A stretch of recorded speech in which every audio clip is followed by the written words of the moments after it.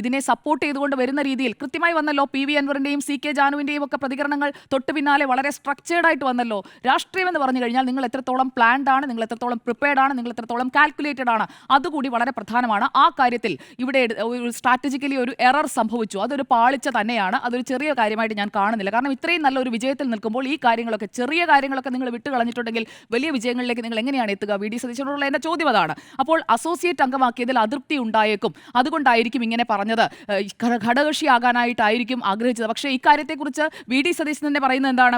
UDF പ്രവേശനത്തെക്കുറിച്ച് ഞാൻ പറഞ്ഞിരുന്നില്ല, UDFിൽ associate ആക്കുന്നതിനെ കുറിച്ച് പറഞ്ഞിരുന്നില്ല. അതായത് ഒരു സർപ്രൈസ് കൊടുക്കാൻ നോക്കിയതാണ്. പക്ഷേ ആ സർപ്രൈസ് ചീറ്റിപ്പോയി എന്നുള്ളതാണ് ഇന്ന് നമ്മൾ കാണുന്നത്. കാരണം UDF പ്രവേശന വാർത്ത മാധ്യമപ്രവർത്തകർ ആരോ വിളിച്ചപ്പോഴാണ് താൻ അറിഞ്ഞത് എന്നാണ് വിഷ്ണുപുരം ചന്ദ്രശേഖരൻ എന്ന് പറഞ്ഞു വെച്ചത്. എന്നാലും ആ പ്രഖ്യാപനത്തിൽ നാണം കെട്ടു എന്നുള്ളത് വ്യക്തമാണ്.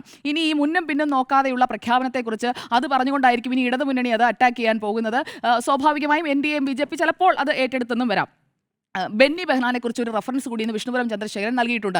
10 വർഷം മുൻപ് മുന്നണിയിലെടുക്കാം, അതായത് UDFിൽ എടുക്കാം എന്ന് പറഞ്ഞുകൊണ്ട് ബെന്നി ബെഹനാൻ കത്ത് നൽകിയിരുന്നു എന്നുകൂടി വിഷ്ണുപുരം ചന്ദ്രശേഖരൻ ഇന്ന് പറഞ്ഞു വെച്ചിട്ടുണ്ട്. ഒരു കാര്യം കൂടി, VD 100 സീറ്റുകൾ പിടിക്കും എന്നാണ് പറഞ്ഞിരിക്കുന്നത്. അതിന് ശക്തമായിട്ടുള്ളൊരു സാധ്യത അവർക്ക് നിലനിൽക്കുന്ന ഒരു സാഹചര്യമാണ്. പക്ഷേ 100ലേക്കൊക്കെ എത്താൻ പറ്റുമോ എന്നുള്ളത് അതൊരു പ്രൊജക്ഷൻ ആയിരിക്കും. കാരണം ഒരു പ്രൊജക്ഷൻ മുന്നോട്ട് വെച്ചിട്ടായിരിക്കുമല്ലോ മുന്നോട്ട് പോവുക. എന്തായാലും നിലവിലെ സാഹചര്യത്തിൽ മുന്നോട്ട് പോകാനായിട്ടുള്ള സാധ്യതകൾ അവിടെ നിൽക്കുന്നുണ്ട്. പ്രത്യേകിച്ചും ഭരണവിരുദ്ധ വികാരം അടക്കമുള്ള അവരുടെ നിഗമനങ്ങൾ ശരിയാണ്. മറുഭാഗത്ത് CPIM ചോദ്യങ്ങൾക്ക് ഉത്തരം തേടുകയാണ്. നേരത്തെ ജിമ്മി ജെയിംസ് സൂചിപ്പിച്ചതുപോലെ UDF എങ്ങനെയാണ് ആ പ്രദേശത്ത് പ്രവർത്തിച്ചത്, എങ്ങനെയാണ് അവർക്ക് വോട്ട് കിട്ടിയത്, അതൊക്കെ താഴെ തട്ടിലേക്ക് ചോദ്യമായി ചോദിച്ചുകൊണ്ടിരിക്കുകയാണ്. എന്തൊരു നാണക്കേടാണ്.